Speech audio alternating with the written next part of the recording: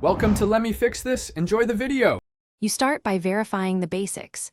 Your device is unlocked and updated because settings differ by OS version.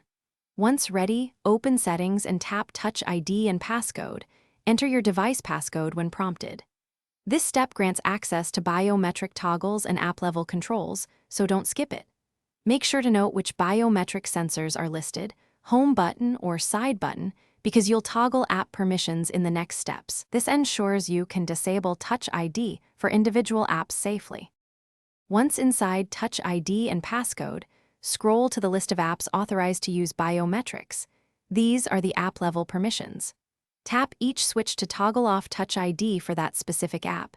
This revokes biometric unlock while leaving device biometrics enabled for other uses. If an app doesn't appear, open the app's internal settings and look for security or login options. Some apps manage Touch ID within their own menu. This method prevents accidental purchases or quick logins with biometrics. After toggling off, restart your device and test the affected apps by attempting a login or purchase. You should be prompted for a password instead of Touch ID.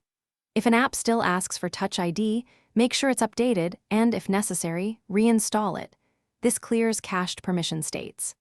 As a last resort, reset Touch ID settings and reconfigure fingerprints. Only do this if multiple apps behave oddly, because resetting biometrics affects all apps and convenience features across the device. Thanks for watching. If you found this helpful, don't forget to like and subscribe.